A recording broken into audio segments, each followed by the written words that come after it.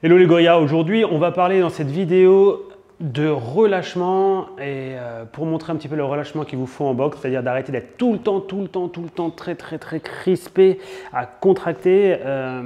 En fait pour vous le montrer, on va faire un combo. Au début quelque chose de très basique, juste pour vous montrer que quand on est relâché sur les frappes c'est bien, voire beaucoup mieux.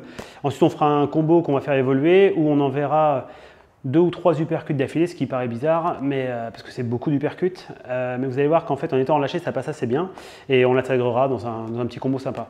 L'objectif, rappelez-vous, quand vous boxez, vous devez être relâché. Pourquoi? Parce que si vous êtes déjà crispé quand vous envoyez une frappe, le principe, c'est que vu que vous êtes déjà crispé, vous êtes déjà en train de faire un effort, vous devez relâcher pour recréer une contraction musculaire pour frapper. Donc vous perdez du temps. Le fait d'être relâché, ça va être beaucoup plus simple pour non seulement déjà économiser de l'énergie et en plus de ça pour pouvoir être plus rapide. Donc on va vraiment essayer de travailler là-dessus.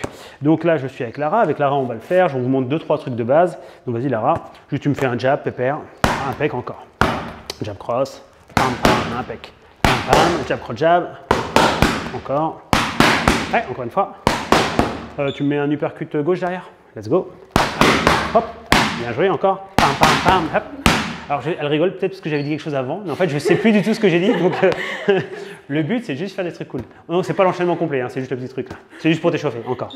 C'est juste histoire de mettre un peu de difficulté, parce que sinon, encore, super. Pam, pam, pam, dernière. Ok, un uppercut. Un uppercut gauche, un crochet gauche. 1 et 2, encore. Pam, pam, pam, encore. Top. Un pec, tu vas me faire, je sais pas, jab cross et uppercut droit. Ok, let's go. Hop, un pec, pam pam, hop, dernière. Donc voilà, là c'est des trucs très basiques. Le but c'est juste, ça nous sert un peu d'échauffement. Le principe de ça c'est quoi? C'est de comprendre qu'en fait quand on fait genre d'enchaînement simple, vous avez besoin d'être vraiment détendu et relâché pour pouvoir être réactif. Là on voit, elle le fait. Franchement, elle n'a pas une dépense énergétique énorme par rapport à ce qu'on vient de faire. Alors qu'on a fait quand même un petit peu de temps, quelques petits enchaînements, et en fait, en le faisant, elle est assez simple, et techniquement, c'est plutôt très propre ce qu'elle fait. Et le fait de le faire sans surcontracter à chaque fois tous les muscles quand elle est en garde, etc., ça lui permet justement d'avoir cette façon simple à gérer. Il faut savoir que quand vous faites des sparring, des combats, ou même quand vous entraînez, plus vous êtes contracté et plus vous dépensez d'énergie, plus vous dépensez d'énergie, plus vous êtes fatigué. Plus vous êtes fatigué, moins vous pouvez recommencer et reproduire un mouvement de qualité.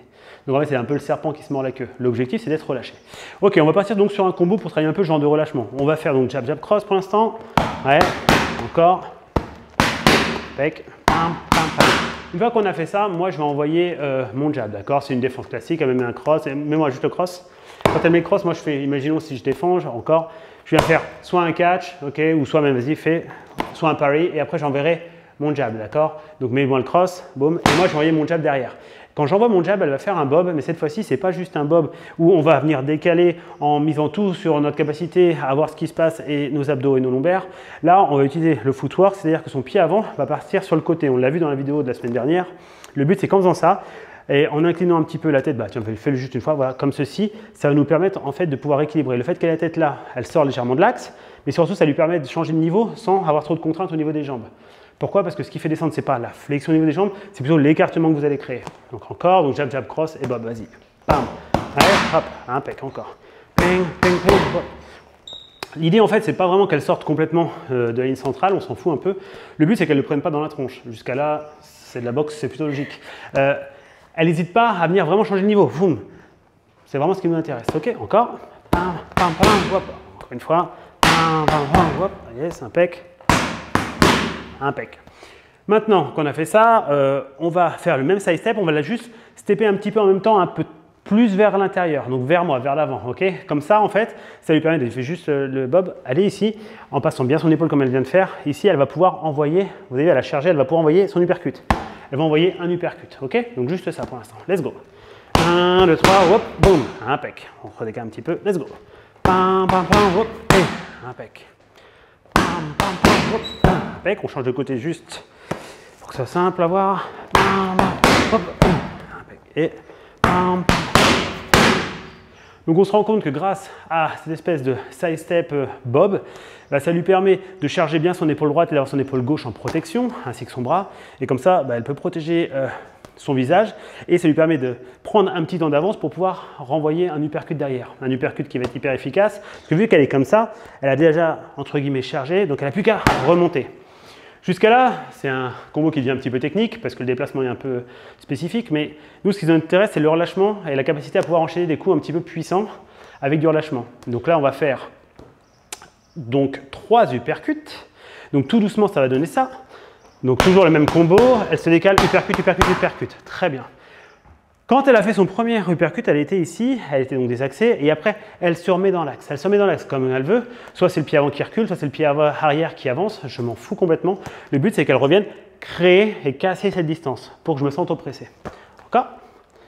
Et hop, pam, pam, pam. Voilà.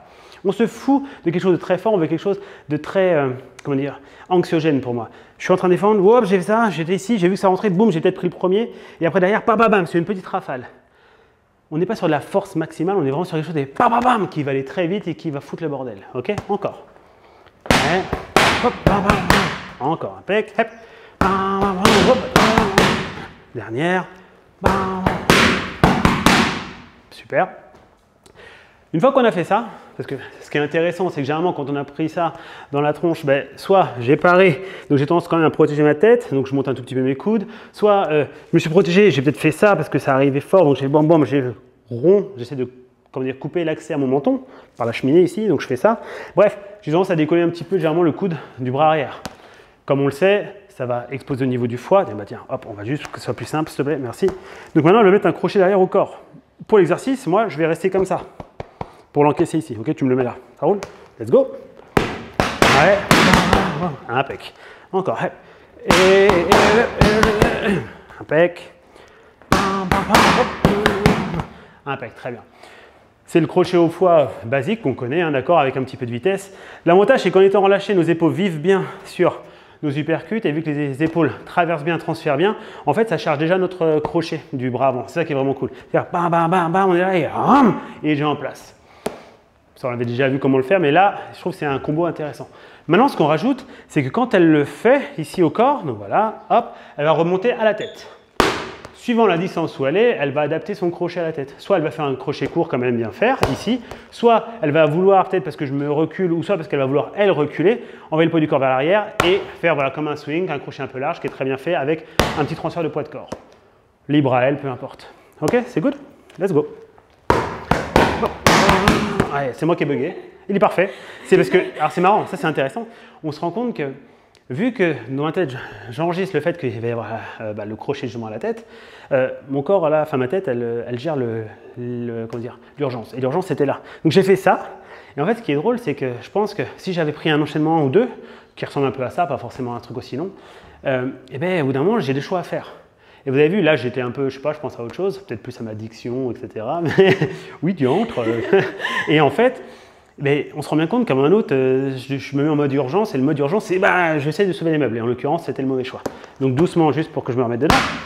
Ouais, 1, 2, 3, et, impec, encore. Hop. On est ici, ici, ouais, ouais, parfait. Encore. Pam, pam, pam, hop, dernière. Pam, pam, pam, hop. Top, impec. C'est un enchaînement qui est hyper intéressant. Évidemment, de là le passer en fight, c'est un peu plus compliqué parce qu'il est long. Après, vous pouvez très bien prendre des petites parties. Moi, très souvent, je boxe contre quelqu'un, je viens ici, je me décale, un peu comme si je voulais esquiver une frappe, même s'il n'y a pas de frappe, je me décale, et d'un coup, bam, bam, bam, boum, j'enchaîne. Ou je me décale, bam, bam, bam, boum, bam. Pourquoi? Parce que dès l'instant que j'ai cette espèce de façon de fonctionner et de mettre de la pression, en fait, je lui mets vraiment de la pression. Et du coup, elle est plutôt en train de se protéger ou de se barrer qu'à essayer de me contrer. D'accord? Et ce qui est cool, c'est que vu que, en fait, on envoie une information de bras arrière, bras avant, bras arrière, bras avant, au bout d'un moment, je me dis, ok, bon peut-être j'ai pris les uppercuts, je prends le crochet là, je me dis, ok, je prends le crochet, ça va être celui-là qui va partir, parce que c'était toujours été bras arrière, bras avant, comme si vous marchiez. Je me dis, bon, moi, je vais renvoyer, je vais contrer à ce moment-là. Au moment où je contre, c'est là où justement elle réutilise le même bras. Et c'est là où je me mets, où je le prendrai. Et un crochet qui arrive vite, c'est un crochet généralement qui fait dormir. On fait encore un peu et c'est bon. Ouais. Impec. Dernière. Top, parfait. Donc en fait, voilà. On se retrouve sur un combo qui a l'air peut-être facile, mais en fait qui est quand même assez technique, faut pas croire. Elle le fait de façon très facile, mais parce que bah, ça fait un petit bout de temps que je travaille avec Lara. Mais il faut comprendre que pour avoir ce niveau de technicité où ça a l'air de rien, c'est beaucoup de relâchement, beaucoup de travail. Et c'est important pour vous de ne pas vous réfugier que dans la force. Très souvent, je vois des gens qui se réfugient en force, alors bam, bam, mais il y a des trous partout, c'est ouvert de partout. Et sous stress, ça ne marcherait pas. Par exemple, je vais vous montrer un petit peu ce que c'est que le relâchement. On va prendre un autre truc, on prend 2 secondes. On va faire un bout de mix drill. Okay, c'est des drills qu'elle connaît, alors qu'à peu près, parce que je pense que la dernière fois qu'on l'a fait, c'était il y a genre 3 mois. Mais l'idée, c'est juste de mettre sous stress mon partenaire. Donc au début, je vais doucement. Si elle est pas mal, j'accélère. Si elle galère, je redescends. Le but, c'est vraiment de la faire progresser et de la foutre un peu sous stress. Donc tranquille. Ouais. Hop. Ouais. Ouais. Pam, pam, pam. Hop.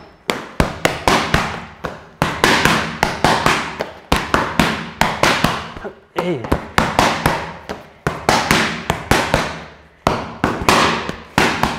Oui, ça je savais en le faisant. Je savais que ça allait faire ça pour une seule raison. C'est parce que celui-là, on en fait plein différents et je me doutais qu'elle allait galérer. Imaginez ce qu'elle vient de faire, déjà la difficulté, parce qu'en fait je ne l'avais pas prévenu. Donc j'ai fait vraiment l'enfoiré, mais c'est ce que j'aime bien faire. Pour une fois que je peux me venger, évidemment je le fais sur Paolo et tout ça, mais là, ça me permet de me venger. Ce qui est vraiment cool, c'est de comprendre que, en fait, même sous stress, elle a besoin de faire un choix, d'accord? Et donc là, ce qui est dur pour elle, c'est que je lui impose la réponse. Parce qu'évidemment, mets-toi en genre en boxe, si j'étais ici et que j'envoie un truc, elle peut envoyer ce qu'elle veut, elle pourrait faire des trucs beaucoup plus simples. Elle pourrait juste faire, je sais pas, un cross derrière, par exemple, boum, ou un jab, boum. Si je fais ça, elle pourrait envoyer ce qu'elle veut, en fait, on s'en fout. D'accord? Mais en essayant de la stimuler, enfin, en essayant de stimuler son cerveau sur le fait que je l'oblige à faire une réponse spécifique en fonction d'une attaque spécifique, ça le force à traiter l'information plus rapidement. Il faut comprendre que vous avez 3 stades dans l'action motrice. Vous avez l'analyse, c'est qu'est-ce qui se passe? Il se passe quoi? Ok, il se passe ça. Boum. Le diagnostic, c'est bon, ok, il se passe ça. Qu'est-ce que je dois faire pour contrer ça? D'accord? Donc, quel mouvement je dois avoir? Ok, boum, je choisis. Et après, l'action motrice pure, c'est-à-dire l'exécution, je dois le faire. Et bien, en faisant ce genre de choses, c'est ce qui lui permet de commencer à être vraiment intéressante en termes d'exploitation de performance. Juste, je te remonte, c'était celui-là. Donc, ici, je viens là. Et en fonction, normalement, si je tape ou si je tape pas, si je tape, elle fait ça, elle enchaîne. Et si je tape pas, je viens ici, là, elle repart. Mais tout ça dans plein d'autres choses. Juste pour l'embêter, on fait 10 secondes et après c'est fini. Hop.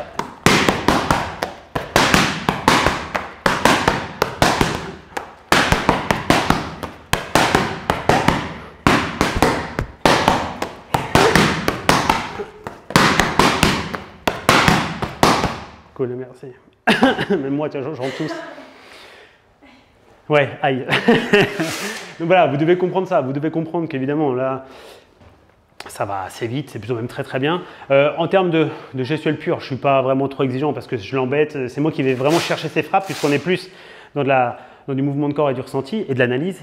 Donc on se rend compte que ça marche bien. Mais voilà. Donc avant de passer sur ce genre de choses, c'est pour ça que je l'ai mis à la fin, vous devez absolument avoir cet esprit de recherche du relâchement dans vos frappes. Bam, bam, bam. Je me contracte qu'au niveau de l'impact, pas avant. En tout cas, moi, il y a 2 écoles, moi je suis contre. Je veux être relâché pour, boum, générer la vitesse. Ok? Les gorillas, je vous remercie. N'oubliez pas de vous abonner. Pour l'instant, on garde cette chaîne parce qu'apparemment, elle n'a toujours pas été enlevée, donc on la garde. Le jour où elle disparaît, vous savez qu'il y a Kong Dirty Boxing New qui est on the side, enfin sur le côté. Pour l'instant, je republie sur celle-là. Et puis, likez, commentez. Et voilà, on se voit la semaine prochaine. Lara, merci. Fist bump. Hop là. Bye bye. Tchou.